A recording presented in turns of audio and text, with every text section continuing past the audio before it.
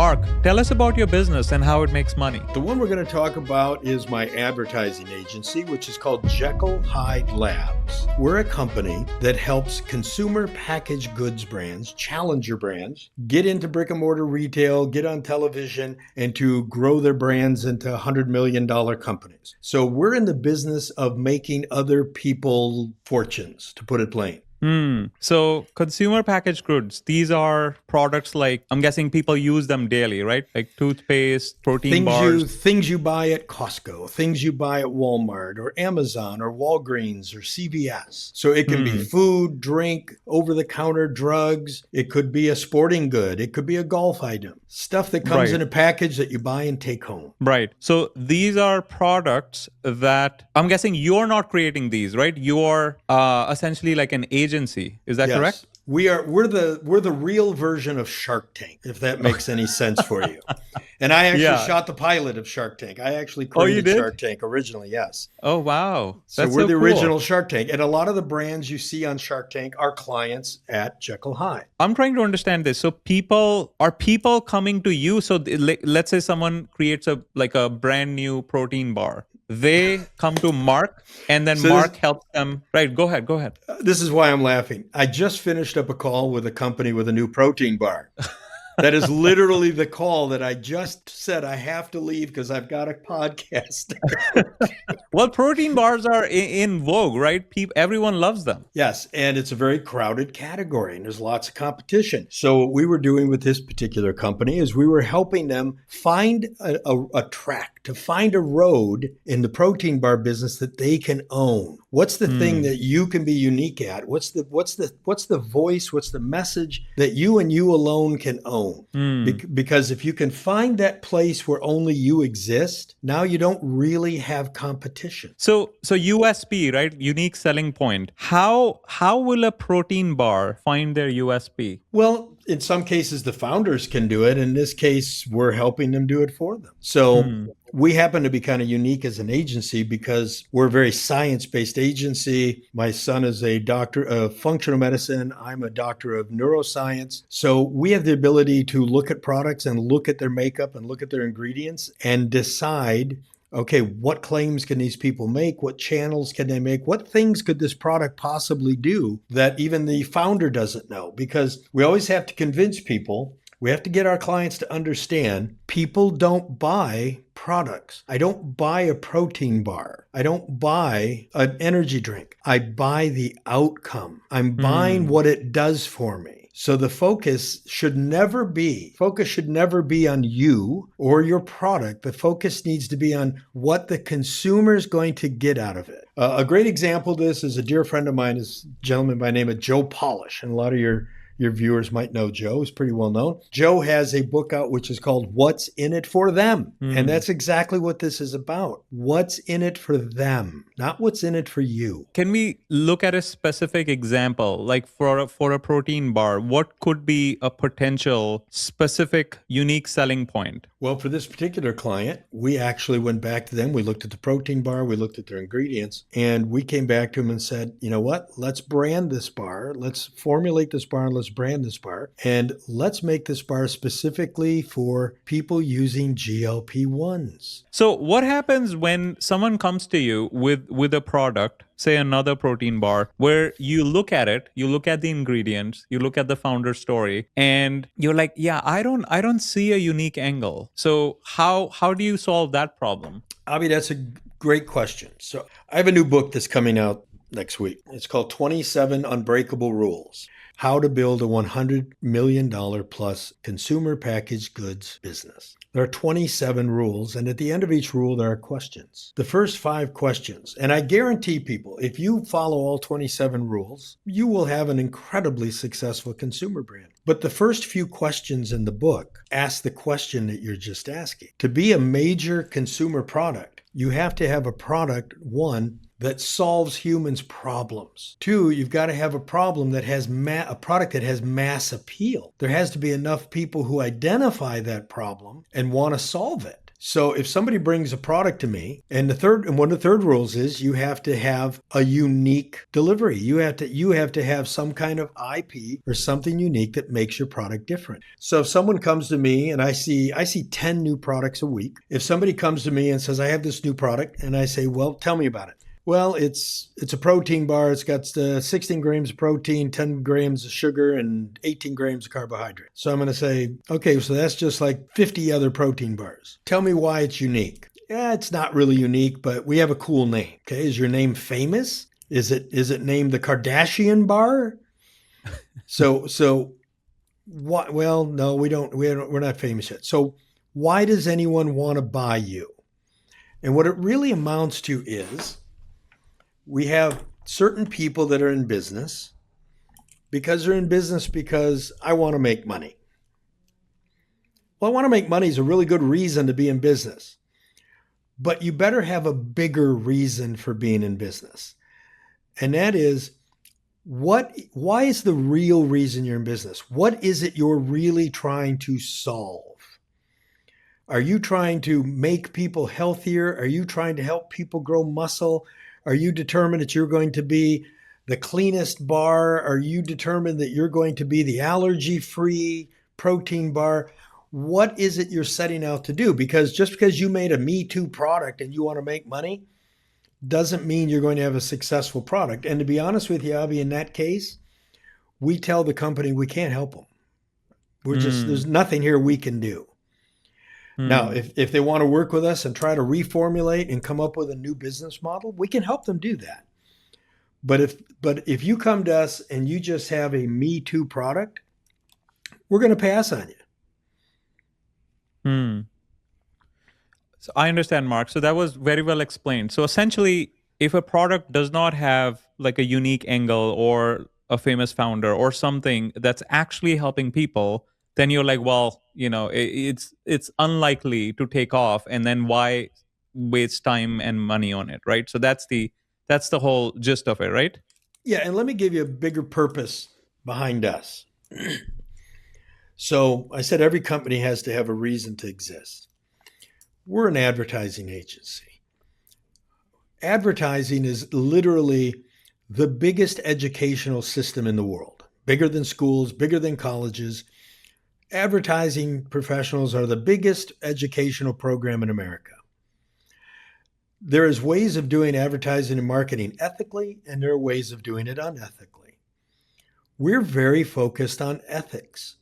So what does that mean for us? That means for us is we use our advertising and marketing skills to help consumers overcome their own cognitive biases and fears so that they can try a new product that will take them to a better future. If you bring me a product that is not going to take people to a better future, we're not right for you. We've turned down 100 marijuana brands that have come to us. We've turned down 100 THC and CBD brands that have come to us.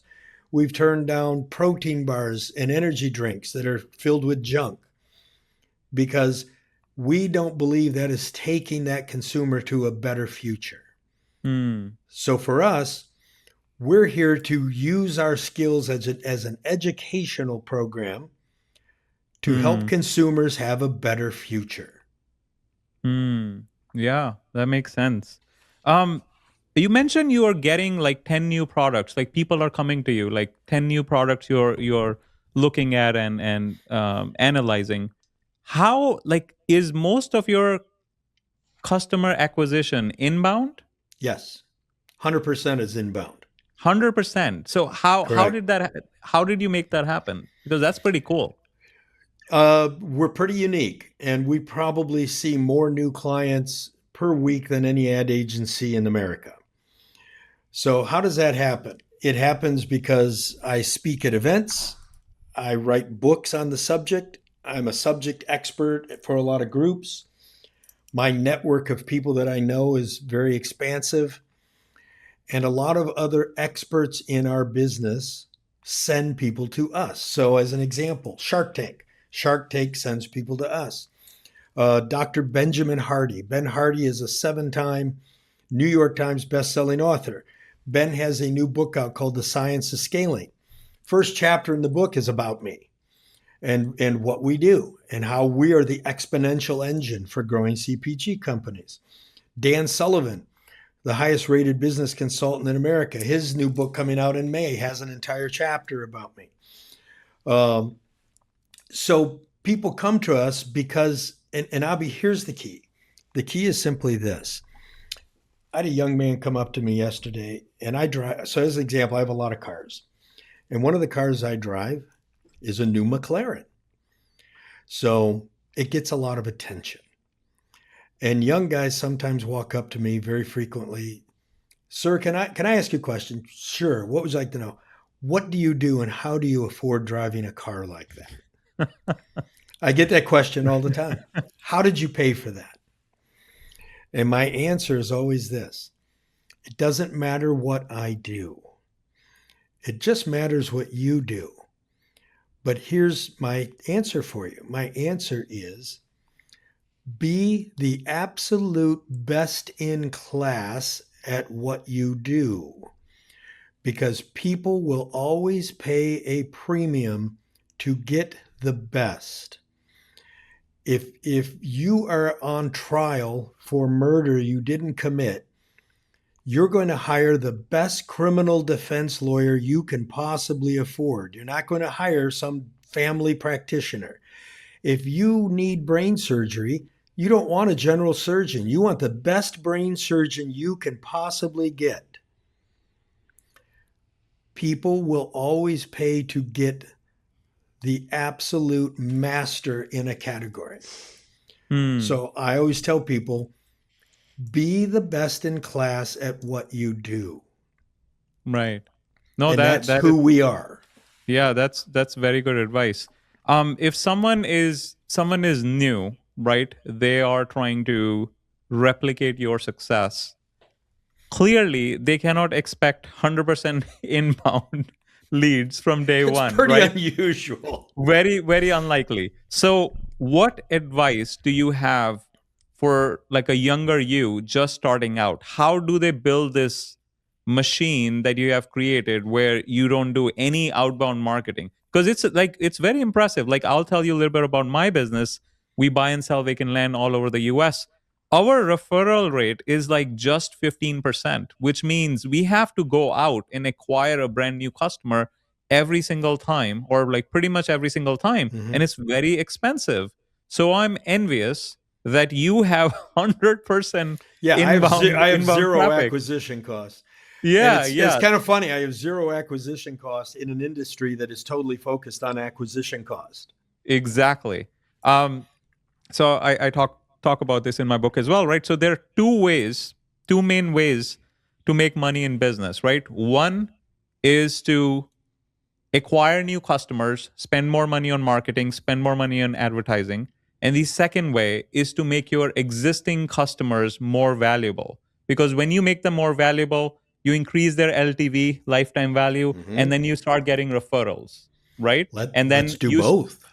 Yeah, let's do both. But I'm gonna make a point which is going to directly align to what you're doing right now. So when you have this engine, right, where your customers start referring, right, at some point when that snowball becomes big enough, you don't even have to acquire new customers because your existing customers are sending so much inbound traffic to you, right? So you have been doing this for so long, and because you have put in so much goodwill in the marketplace, your existing customers and word of mouth and speaking and books and networking, this whole snowball effect is now sending you incoming leads where you essentially don't even have to spend any amount on the actual marketing, right? So how does a younger Mark replicate this in 2026 if they're just starting out? Now, let's break this up that you're either in professional services or doing direct-to-consumer products. If you're in a business of selling ink pens, then your key is advertising and marketing.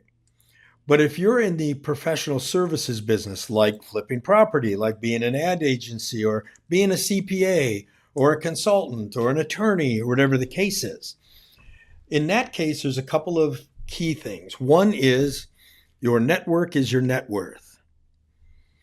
So, how many people do you know? And what are you doing to be out there amongst the people who can best utilize you? Number two is now that you're out there, and this is something that I've been focused on, Abi, for years. This is literally one of our core corporate values that hangs on the wall in the office. And it is bring value to every person we meet.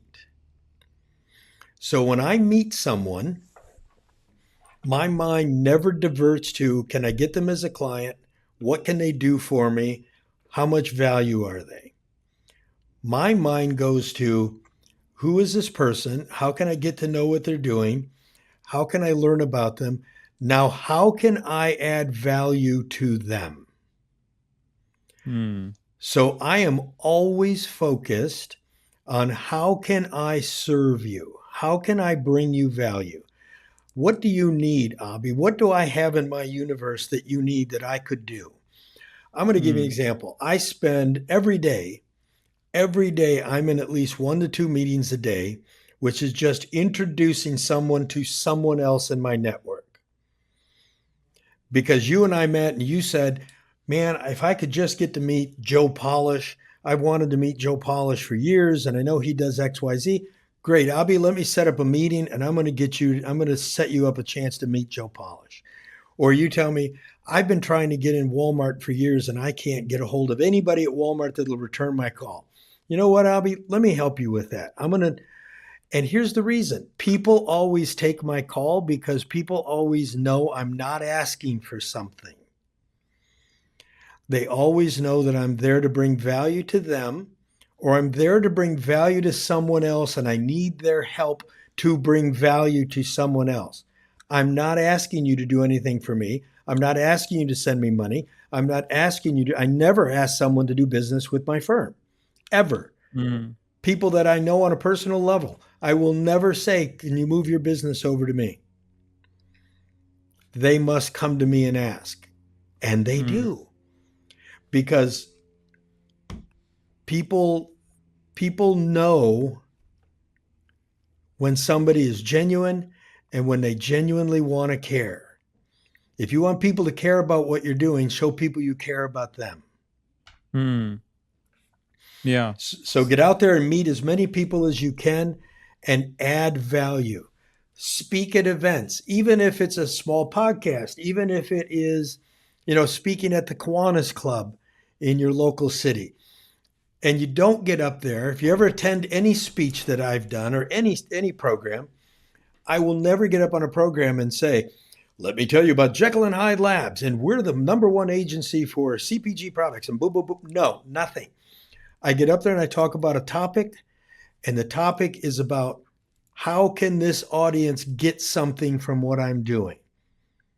And at no time do I ask them to do business with me. At no time do I tell them they should do business with me.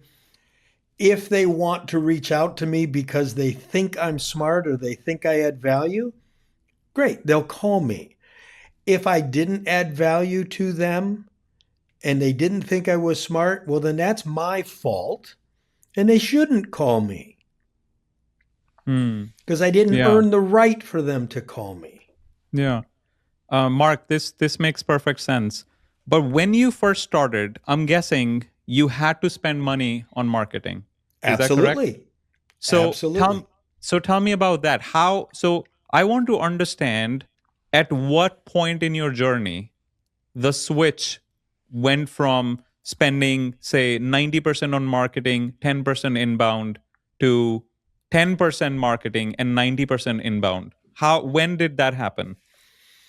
So 30 plus years ago, when much younger Mark was starting an ad agency in a very small office with one employee, I sat at a desk with something called a Yellow Pages book. So people today don't even know what a Yellow Pages Yep. is, but it's a big giant book with everybody's name and address who's in business. And I had Yellow Page books stacked up 5 feet tall, Abby. And I had a telephone and a Yellow Page book and a pad of paper. And I would open up that Yellow Pages book and I would look for a certain category of business that I wanted to go after in a certain city. And I would get on the phone and I would start calling each person in that list. Mm. And I would call each person on that list. I would tell them who I was and I would ask them, what's the biggest problem you're having right now with your advertising and marketing? What pain do you have? Because I'd like to know if I can solve it. And guess what? People hired us. Now, another thing I did was I would watch companies' TV commercials on TV. And I would pick out the TV commercials that I knew were terrible. And I would call that company on the phone. I would say, you have no idea who I am, and I'm going to apologize in advance for what I'm about to say. But I saw your television commercial last night on the news. It's not working for you very well, is it? And there would be a pause. There would be this awkward silence. And then the answer was almost always, yeah, it's not really working that well. How do you know that? Well, the reason I know that is because I know how to do it correctly. And we got clients doing that. But again, we didn't call them asking for money. We called them saying, hey, we know something. Would you like to hear about it? And we have something to offer you. The other thing in our business, because we're in the ad business, people hire ad agencies to do what? They hire us to solve problems. We're just problem solvers. The problem is, what is the problem? The problem is I need to increase sales. That's the problem. So that's why they hire us. So for me, I'll give you an example. I'll be at an outing. I'll be someplace in public. Somebody will come up to me and, well, I've heard all about your company and everything you do. And the person will say, well, what would you do for my company? How do you think you'd make my company better? And my answer is, I don't know that I could make your company any better. I have no idea. Well, you don't think that if you were our ad agency, you'd be better? I don't know, because I don't know what pains you're having. Are you having any pain? Now, I've had people say, nope, everything's working great. And I will say, that is fantastic. I am so happy to hear everything's going right for you. But it's been good to meet you. And that person will, but wait a minute. And I'll be, how can I help you? What is it I can do for you? Because you just said everything's going great. You don't need me. And then they will say, well, everything was going well, but our ads have really stopped working in the past 6 months. Bingo. Now I have a pain I can discuss. Now you've told me where it hurts. I'm the doctor. I can't fix you until you tell me where the pain's at. Now that you tell me there's a pain, okay, tell me about that. Well, we've been doing radio commercials and it was really doing a great job for us. But in the past 6 months, it's been sliding off and our acquisition cost has tripled. Okay, tell me more. What radio stations are you on? What are you doing for creative? What's changed in your market? Now I can do something. But until a client tells me what hurts, I have no interest in trying to diagnose anything. Right. Yeah.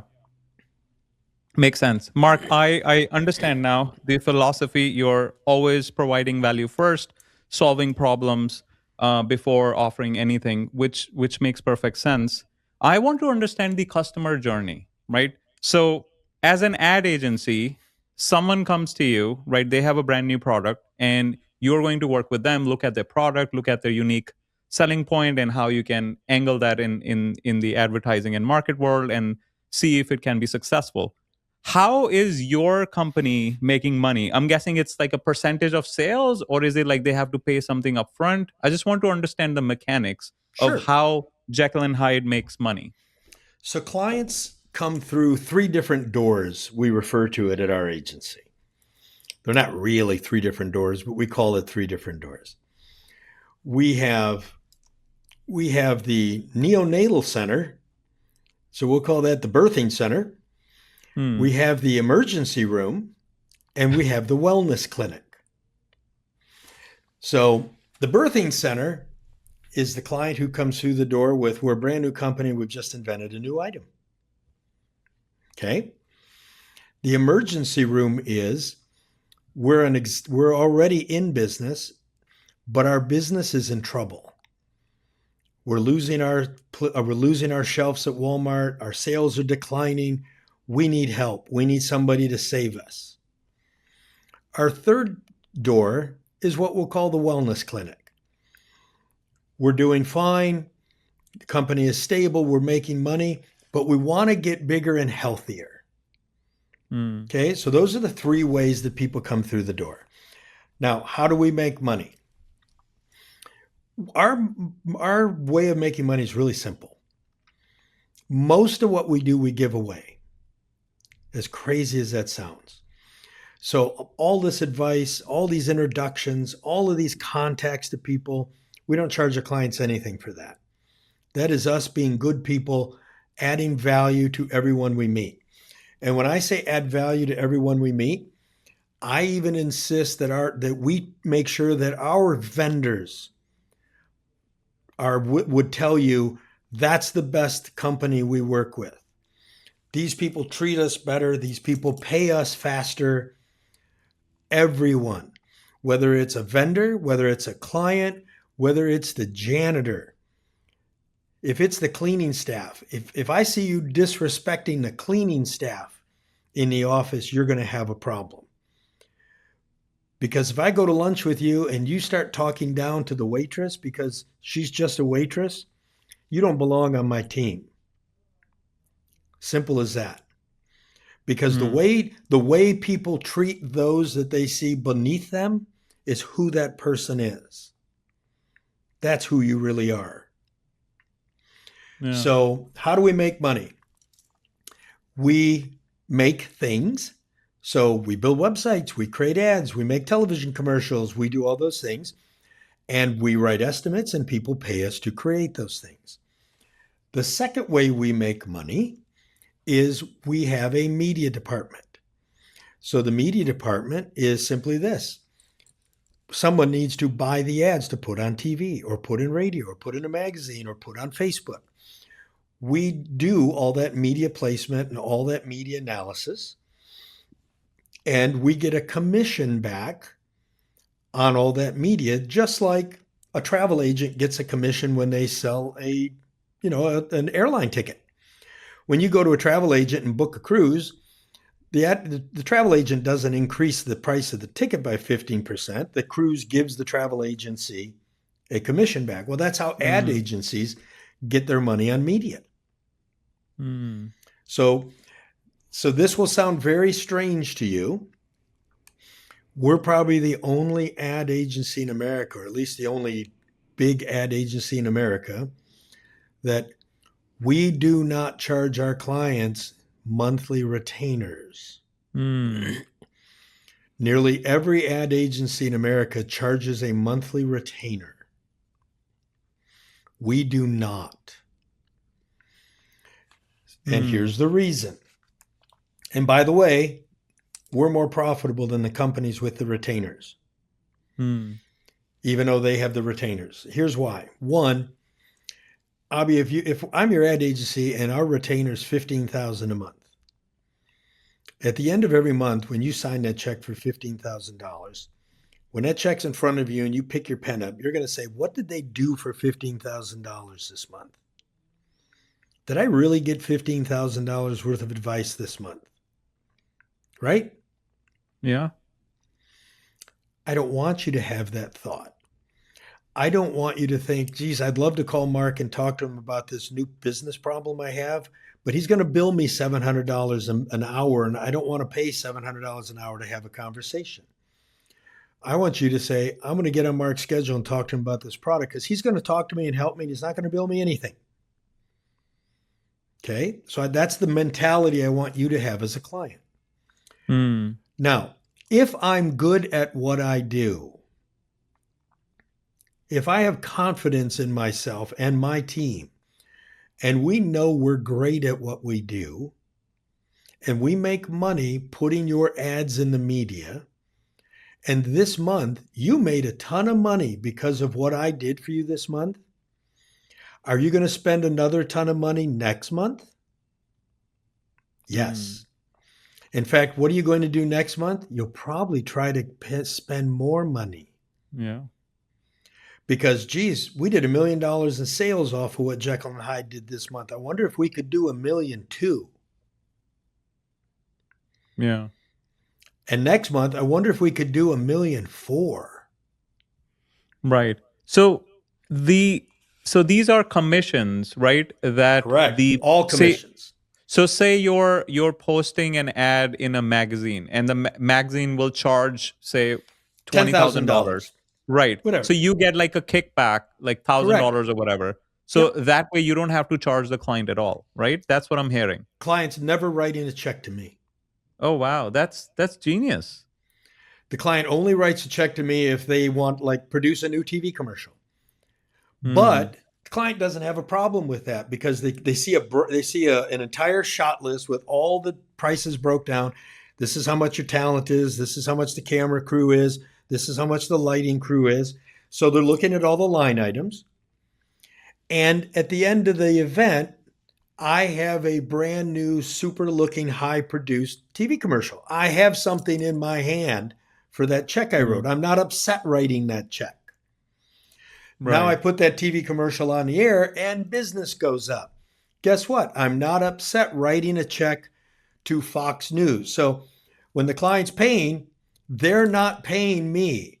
Hmm. They're getting a bill from Fox News, from CNN, from all these networks. They literally see a bill from Fox News. It shows exactly how many TV commercials they ran. It shows exactly the time of day they run. It shows exactly what Fox News is billing them for. And Hmm. that's what you pay, nothing more than what's on that invoice from that network. That is so good. That is genius. Is that so? That's your secret sauce, right? Because client is never paying you directly. So they're like, well, Mark is adding so much value. You getting all you. So I'm guessing you have connections at Fox News, CNN, and they know when Mark sends a client, Mark needs to get some kickback because he's not Yeah, charging, it's right? the way the industry works. Our industry is built that way. Hmm. So all ad agencies get commissions back. The difference is some of them decide, some of them will forego the commissions or even keep the commissions and then start adding all these retainer fees. Because I'm thinking short term, Abi. I need to get the Hmm. commissions and I need to get $15,000, $20,000 a month from Abi. And Hmm. why? Because I want to make sure that I, the ad agency, have no skin in the game and no risk in Abi's success. Ah. When we take on a client, it's not unusual for us to work on a client for 90 days before we even made the first penny Hmm. because we had all kinds of things to help this client do before we could get them ready to start advertising. Right. So I Would you classify this as performance based marketing? very much so. It's very much performance based. Okay. But Yeah. but rather than base it on your sales, we're basing it on your spend. Ah, I But see. it's still performance based because if it's not performing, you stop spending. Right. Yeah. And we run all kinds of AI systems and algorithms every day that help the client analyze what they did on TV, what they did today, how many people came through the door, what kind of return on investment they're getting, so they can see their dashboard and say, wow, this is really paying off for me. Right. Is the creative team in house? Like Yes, your Jekyll and Hyde is creating these ads and it's all in marketing house. material. Okay. All in house. Digital is all in house. The media buying team is all in house. The client Hmm. services team is all in house. So okay, so your first 90 days you're essentially losing money then. Very often, sometimes as much as 6 months. Oh wow. Was the model always like this, or did it Yes, evolve over time? it's always been that way. Hmm. That's always been the model. Hmm. My belief is if I'm no good at what I do, then you and I need to share in that loss. If I'm great at what I do, you and I need to share in the success. Right. Yeah. And the other, I'm guessing your competitors are, it's more risky, right? So your competitors are focusing on guaranteed spend in terms of retainers, right? Because they're Yes. worried that they might be in the red for too long, and they don't have the ability, or the confidence in their abilities, that they will, eventually it will, be a cash cow, right? But the difference, Abby, is remember when we started this conversation, I told you when a client comes to us and we don't think they have anything to sell, Mm, we turn them down. Those right. other agencies will never turn them down because Oh, I they're going to see. pay me on day one. Ah, I see. That's So that's yeah, this is a yeah, useless product, but if you want to pay me 20,000 a month to consult to you, I'll take your right. 20,000 a month until you run out of money. Right. So the model, the way you have designed it, it's so good. It's because you are essentially, it forces you to filter for the right products right on the front end, right? Because Everything is right fit client. hmm, that is so good. If you're not a right fit client, I'm sorry, we're not the house for you. We're Hmm. not rude about it. We just tell people we're not the right place for you. Yeah. Here's Mark. Here's a question I'm thinking in back of my head. Clearly, you are so good, right? Your ad agency works. You have dialed down pretty much every process. It's repeatable. It has a strong historical performance. Why stick to CPG? Why not expand? Great question. And in years back, we did dabble in other areas. And we do specialize in CPG, and we will do some lead generation stuff. So we will wander outside of it a little bit. But here's the reason we stay to who we are. It goes back to when I talked to you about being, you need brain surgery. Do you want a general surgeon? Because a general surgeon is licensed to do brain surgery. Or do you want the greatest brain surgeon in the world? Mm, We specialize in this space because no one else in America has our reputation, our history, and our success track record in consumer packaged goods.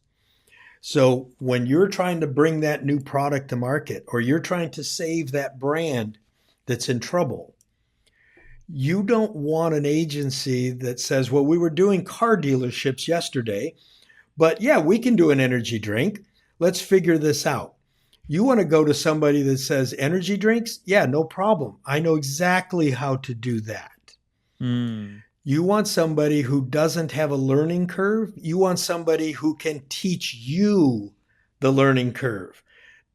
With most agencies, you're coming in the door and you're bringing them something, they've never seen it before. So now you have an entire team. Many of them are just creatives. And now you have to figure out how can this creative team get caught up on the science or the history or the brand that we're trying to sell. Many mm, times, I'll tell you this, many times we've had clients come in the door with a product and say, this is our product and we're going to sell it for this. We look at the product, we see the positioning, we see where the market is, we look at the chemicals, the nature of what it's made. We go back to the client, we say, actually, you're selling this to the wrong customer. Do you know that this client and this brand could actually solve this problem and this problem and this problem? No, we didn't know that. Yes. And look how much bigger that category is, and look how much less competition there is in that category. mm. You can only get that from a team who already has been there. Right. Not from a Specialized team knowledge. that's right, not from a team Yeah. that's learning. Right. You so in the ad world, you have, give me an example. I'm very involved in the political world. and I consult with different politicians and I help different politicians. Guess what? I don't run a political ad agency. I have friends who run political ad agencies. Why? Because it's a specialty. What they do is unique. And what do? When they run into a consumer packaged good, they send it to me because we sell politicians, not hair, not shampoo. This is the guy you want to sell shampoo. I sell people. And here's the other thing. The agencies that have the best well-defined niche are the most profitable agencies in America. Right. And that's what you're trying to do with your products, right? You want to niche them down so that it's aligned to the right customers and they become a category of one. The riches are in the niches. Perfect. Yep. Mark, I wanted to dive deeper into your vendor relationships and how you have been able to sustain these relationships for like decades now. So you're talking about with people that work for us or with big Like companies that we work with? Walmart's, CVS's. Great. That's easy. One, I keep it as part of a social circle. The second thing is everybody goes in to see, when you work at Walmart and you're an executive or you're a buyer, it's like being a producer in Hollywood. You just want to go to Starbucks and get a coffee, but the barista wants to pitch you his manuscript on a TV show. Literally, that's what it's like in Hollywood. And I have business out there. You're just trying to have a freaking cup of coffee and somebody wants to pitch you their idea for a TV show. When you work at Walmart and you're a buyer, you have no idea how many people are trying to get you to do something. How can I get you to bring my product into Walmart? If I can just get on the shelf in your store. Wrong question. The right question to someone at Walmart is there anything I can do to be a hero for you today? How can I be a hero to you? Yeah. So stop asking the buyer, here's my product. Here's my new toothpaste, and it does A, B, and C, and it should be on the shelf in your store. No, the question is, well, it's true, I'm in the toothpaste business, but what could I do to be a hero to you? Since you're the oral care buyer, what problems do you have here at Walmart, and how can I be a solution? Right. Yeah. So, Mark, it seems to me pretty much every aspect of the business, you always think of providing value first, right? Always. And that's your unique selling point because you are always thinking of the other person. Sorry, go ahead. Sorry. Our unique selling point is we don't have a selling point. Well, exactly. Well said. And Abi, let me tell you something. When you approach the world from the point of, I'm going to bring value to every person I meet, right, there will be people out there who are complete narcissists and sociopaths who will take advantage of you. They're out there. And you need to pay attention. And when you figure out who they are, stop the relationship. Because these are people that are willing to take and take and take and give you nothing back. But here's what normal, decent people do. Inside the human brain is a behavior which is called reciprocity.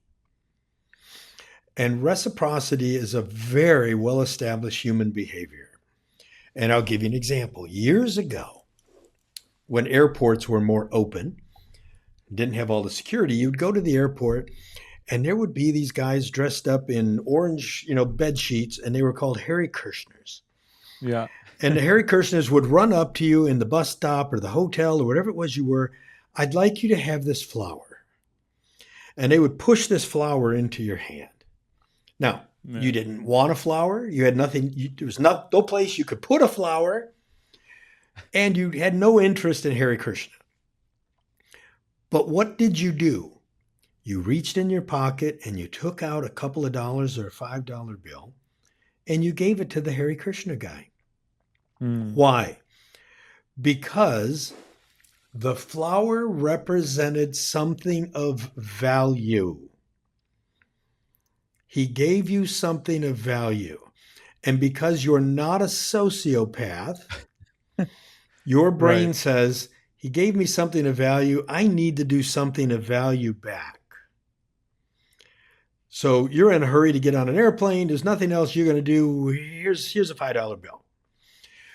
When people do things for you, and again, skip the sociopaths and the narcissist, when you do something kind and something helpful without expecting something back for another human being, in the back of their head, they have this little thing that tells them, I owe Abi.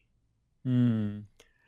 Abi introduced me to this guy, and this guy was able to do this for me, and that never would have happened had Abi not done that. I kind of owe Abi a favor.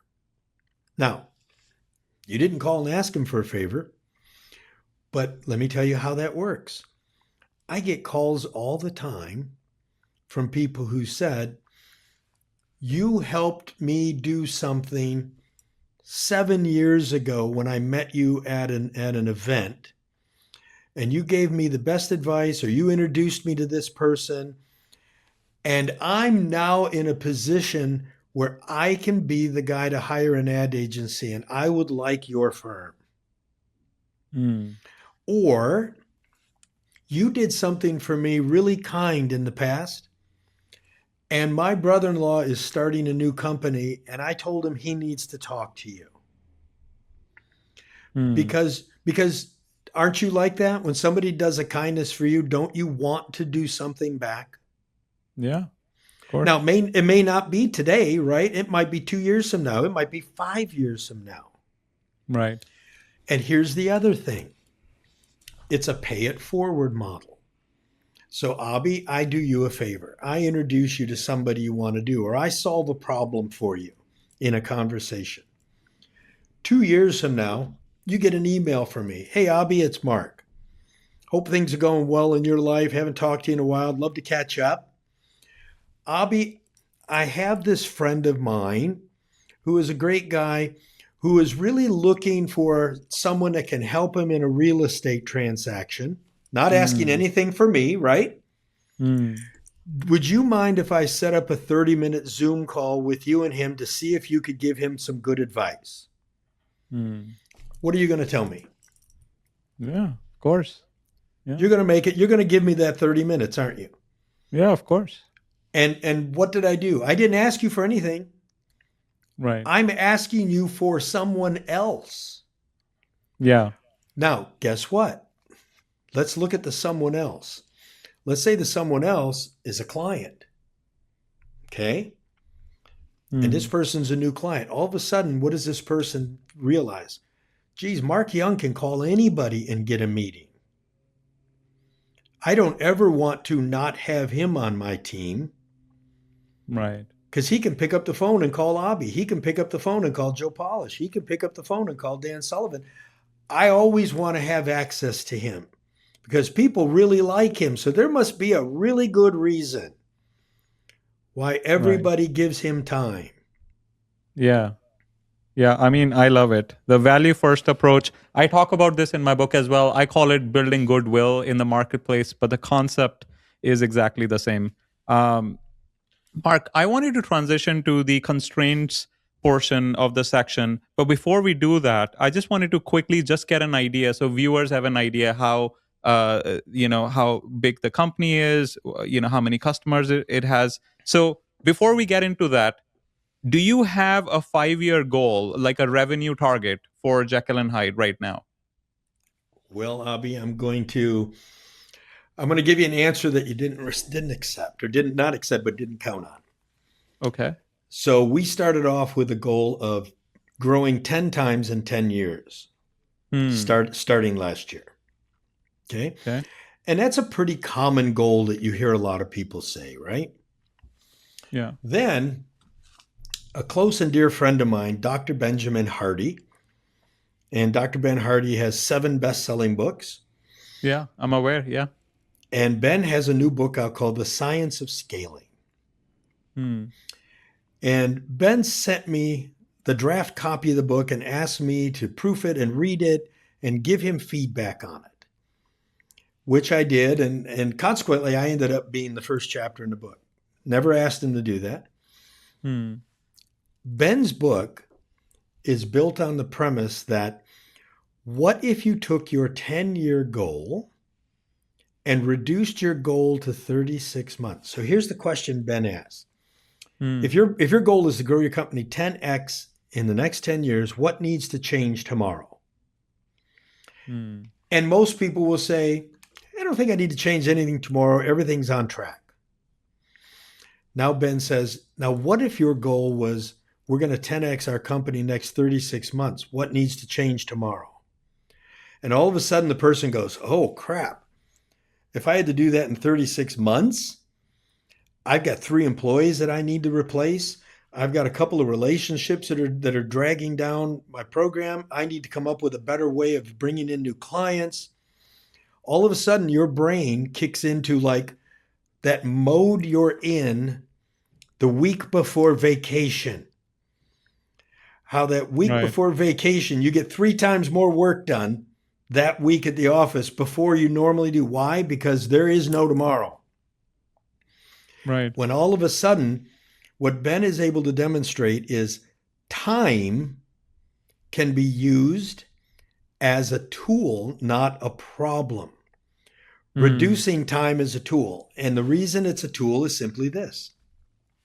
If I say 10x in 10 years, that means at the moment, I'm looking to probably 2x the company. Right. If I want to 2x the company, what am I going to do? I'll just do more of what I'm doing. Let's hire another salesman. Maybe I'll work some more hours. Maybe we'll open up a second office. I'm just going to do more of what I'm doing.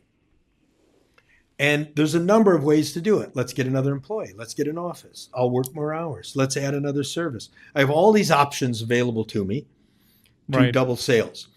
Now, what happens if I say I want a 10x sales? Guess what? Almost every option gets dropped off the table. Because I can say, well, I can hire another salesman. Well, that's not going to get me to 10x. Well, I could add this other service. That isn't going to get me to 10x. Well, I could open up this. That's not going to get me to 10x.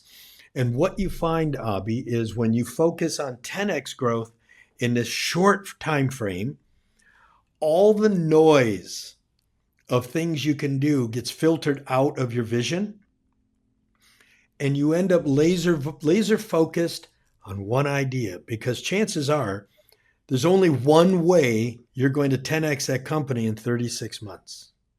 And now you're 100% laser focused on the right thing, and all the other noise goes away. So to answer your question, what is our goal? Our goal is to 10x in now what would be 24 months. Oh, wow. Okay. Because well, we've already done part of the 10x. Right. So it was 10x from last year for 36 months. So our goal is in 24 more months, we're going to be a $100 million ad agency. Oh, wow. And what are the constraints and challenges that you see getting in the way, and how you're thinking of solving them? The number one constraint is always having capacity and people and systems that can do the work at the level we want it done. Because again, we only want high performers. So, and again, Bill Gates made a statement that a brilliant programmer is not worth twice as much as an average programmer. A brilliant programmer is worth 10,000 times more than an average programmer. Right. I'm not a big Bill Gates fan, but he's correct about that statement. One superstar is worth a room full of average performers. So are you going to go find the superstars? Are you going to pay them what it takes to get a superstar? Are you going to take that risk and get that superstar on board? The next thing is artificial intelligence. How are you going to leverage technology to lower your cost and increase your output? Because guess what? In the next 24 months, there's going to be a lot of companies, especially in places like professional services and accounting and advertising and places like that, that are just going to go out of business because they're going to be passed up by the people that have embraced AI. Yeah. Yeah. I mean, I just had a call with an attorney. We were talking about bringing him on the show, and he literally is seeing 80% of like his clients dropped because he used to help them with like green card applications, and now they can use ChatGPT and all these softwares to kind of like fill out the forms themselves. So I was it is, sitting in yeah. I was sitting in my own conference room with my own attorney, and my attorney is much older than me, and we've been friends for 45 years. Not a very technically savvy guy. He's almost 80 years old, but he's still a brilliant lawyer. And we're dear friends. We're sitting in my conference room, and I'm in the process of selling one of my companies. And last month, I sold one of my companies with a 9-digit exit. So we needed a legal opinion for a tax issue in the state of Florida, and we were in my office in Michigan. I grabbed my iPad, programmed my AI for the question. My AI gave me an entire legal opinion and brief on it in a minute. I handed it to my lawyer, and my lawyer read it and looked at it, and he looked at me and he said, "Oh my God." He goes, "That's a $5,000 legal opinion that you just did in a minute." I'm like, "Yes, it is. And in your opinion, does it look accurate?" He goes, "It looks as good as anything I would see a Florida lawyer do." Because he was telling me, "Well, we better call your lawyers in Florida and confirm this." I'm like, "Yeah, but before we call those guys, because they're $1,000 an hour, let me look it up." Boom, here it is. So what did my lawyer look at this and say? We're not going to need nearly as many lawyers with this kind of capability. Yeah. Correct. We're not going to need as many lawyers with that kind of capability. Yeah. Mark, what else? We talked about people, we talked about AI being a potential constraint. Anything else you can think of? That's the biggest two constraints. I mean, we always have the obvious constraints. We need great creative. We need, good media pricing. We need all these things to line up. But you know what? That really just revolves around do the work. Yeah. You just got to do the work. You just have to Yeah. grind the work out, and we need the right people to grind the work out.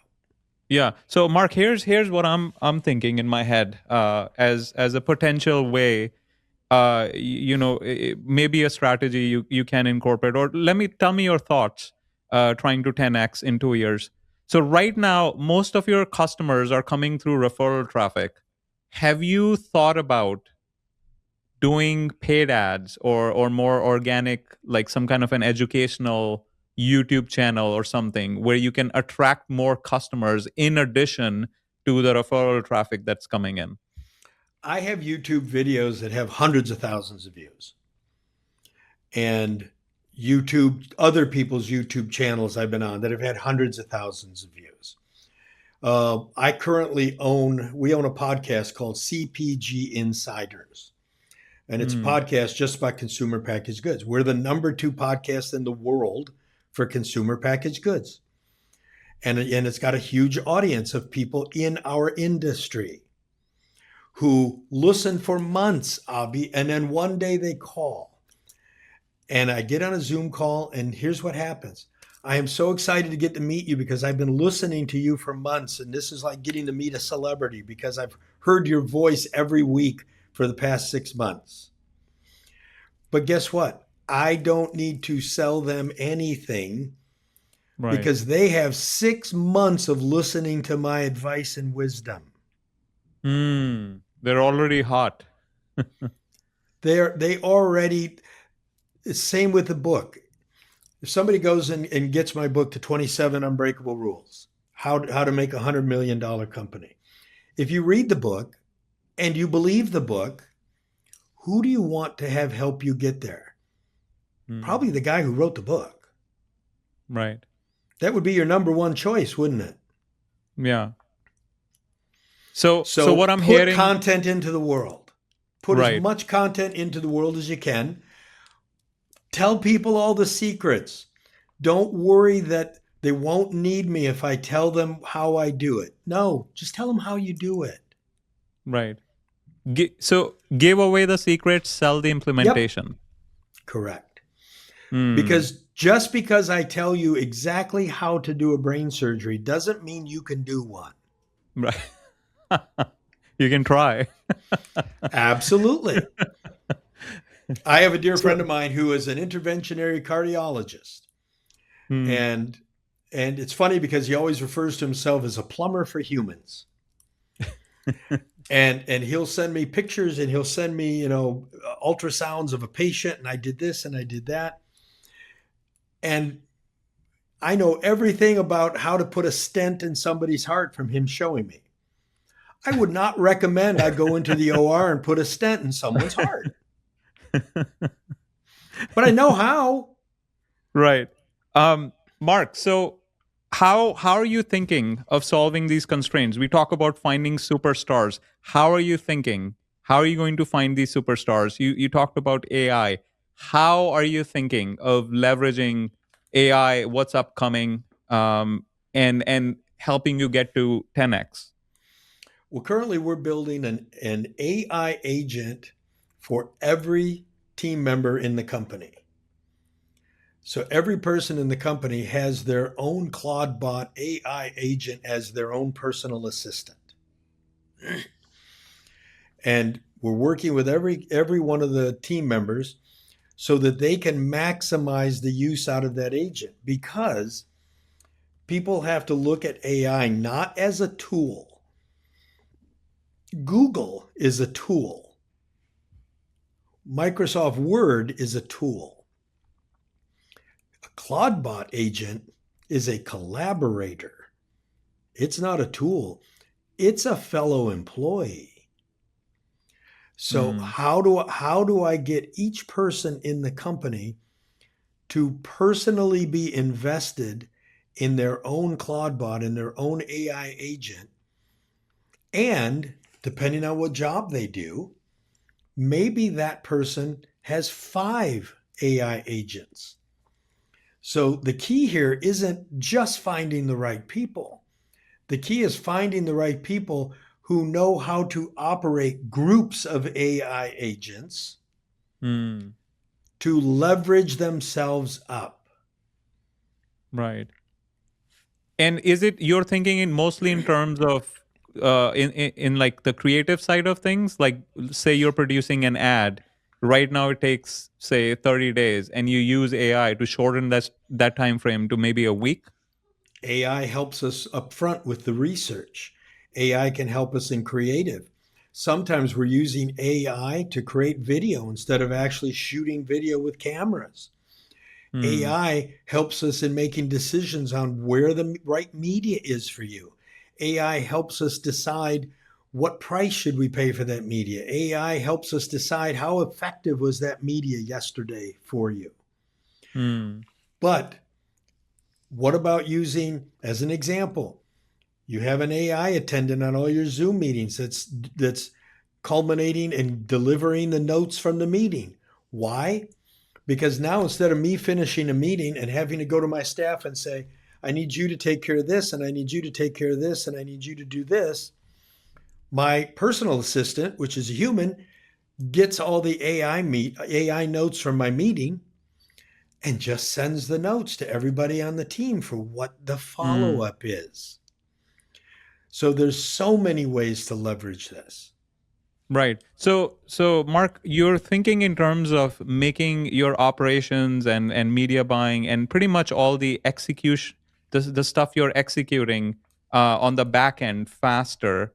How about have you thought about making the incoming leads somehow more aligned with your ICP, ideal customer profile, so you have to turn away less people? Uh, no, and there's a reason I don't want to do that. And the reason I don't want to do that, Abby, is because the person who comes to me today may not be the right person today, but they may well be the right person in 3 years. Mm, And they're going to remember I was kind to them when they talk to me, and they're going to remember that I always gave them good advice, and pointed them in the right direction to help them. Hmm. Yeah, I mean, I didn't even think of that. So, so you have so much ton of experience that you kind of like opened my eyes, because I was thinking, well, you were kind of like wasting time talking to people who don't have a good product, but I didn't think of the future relationship angle. Just It's because I perfect. told you that product's not ready for prime time today doesn't mean you won't go back and figure out how to do it better and come back and see me next year. Yeah. Does it happen often where Yes, people like you all they the you say time. no? It All the does. time.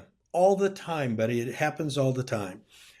So here's something I want people to understand. Every human being in this world has something they can teach you. Hmm. It's our job to find out what it is and to extract it, to tease it out.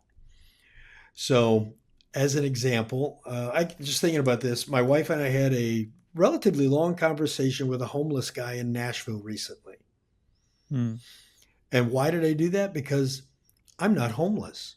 I've never been homeless. I've never lived on a street. I've never had a drug addiction. I wanted him to teach me about what happened in his life and how did he get there. Hmm. He absolutely had things he could teach me because I'm curious. What happened, buddy? Tell me, why are you living on the street? Tell me what happened. And that gave me a different perspective of homeless people. So we might look and say, well, these are just lazy people that want to be drunk and they're lazy and don't want to work. Not necessarily. That might not be why they're there. Hmm. Take the time to learn it. Nassim Taleb, Yeah. great mind, great thinker, author of the book The Black Swan, Yeah. Yep. author I of read it. author of the book Anti-Fragile. Right. Nassim, for years, I don't know if he's still doing it or not, but for the longest time, he was having lunch every week with a guy who was a mafia loan shark collector. And you'd say, now, why would Nassim Taleb want to talk to a guy who is working the streets collecting debts from people who borrowed money from the mob?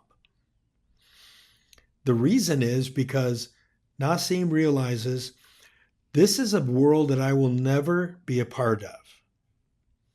I will never be a part of the mob world. I will never be a part of the underworld. I will never know what it's like to have to go collect money from people with loan sharks. But for the cost of a lunch, I can hang out with this guy once a month or once a week, and I can learn how this works. This Hmm. expands my knowledge. So, one of the things about Nassim, Nassim is kind of an intellectual snob, to be honest with you, Yeah. and He and his loves swearing. he does, and he is a snob. And his approach is, I'm only going to talk to people who are far above me in their skill level or are far removed from me in their life station. So Nassim actually is like, I have no reason to spend any time with somebody who's just like me because you don't have anything to teach me. I actually think he's wrong on that. I think everyone has something they can teach you. But I get his point. Yeah. I'm going to go talk to masters. I'm going to go talk to people who have a life that I will never experience because they can expand my thinking. Hmm. I Yeah. mean, what did Nassim learn about the mob? He learned that the mob actually operates very similar to major corporations, that they have layers of management and that they have profit centers and they have accounting and they have ways of looking at margin and ways of looking at their losses. And they have it's like, holy crap, this is just a complete corporate structure created about crime. Yeah. But he wouldn't know that if he didn't have access to it. Yeah. This is great, Mark. We covered so much. So much so much wisdom in this episode. Any as we land this plane, any final words of wisdom you would leave our audience with? Be the best at whatever it is you do. Always get up off the mat one more time than you got knocked down. And always, always, always believe that your future is bigger than your past. Because as my friend Dan Sullivan says, when you stop realizing and believing that the future is bigger than the past, the universe starts to ask for the parts back. That's So what good. kills people.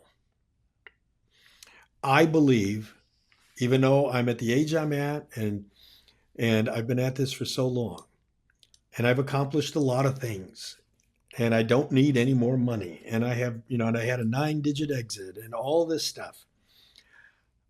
Abi, the biggest and best things that I'm going to accomplish in my life have not happened yet. They're still in front of me. Yeah. I mean, I listen to a lot of Dan Sullivan's content as well. And I know I don't know if you know this, you probably know this, but he plans to live till 150. Do you know this? 156. 156. I know very intimately. Dan and I are very best friends. So 156 is Dan's goal. Yeah. And you know why it's 156? Like something about centuries, right? He wants to live. He was born in 1942 or 1944, and he wants to see 2 century marks. Yeah. And he also says, like I haven't even like accomplished, the best years are ahead of me. My friend Dan Sullivan is 82 years old, and Dan already has a 25-year plan in front of him. Yeah, I know. And by the way, keep in mind, I see Dan every couple of months. I've known Dan for years. Yeah. The Dan Sullivan of today is sharper, healthier, and younger than Dan Sullivan from 5 years ago. Yeah. Because Dan's a very wealthy man. And like myself, who plans on going past 120, Dan is investing his money in his health care. Yeah. Because Dan realizes, well, I make $20 million a year, so 20 more years of me is worth $200 million. Yeah, what the heck? I'll spend $200,000 a year on health care. Yeah. It's a good return on investment. It is. It's the best ROI. Yeah. Yeah. So Dan's been doing some very exotic stem cell treatments and a lot of stuff. And I do some of that stuff. And Dan is sharper, thinner, more on the ball, and in better condition now than he was 5 years ago at 82. Yeah, for sure. Absolutely. Mark, if someone is listening to this, they want to work with you, they want to network with you, they want to hang out with you, what's the best place for them to reach out? I'll give you a couple of websites. One is for the agency, it's jekyllhydelabs.com. If you just want to learn about me, go to the website meetmarkyoung.com. Simple as that. And all my companies are listed, and you can connect to me through practically any of those companies that are all on that website. Mark, it has been a pleasure. So much good stuff in this episode. I can't wait to release it. Thank you so much for your time. Abi, thank you for having me. It's been wonderful. And I thank you for the time.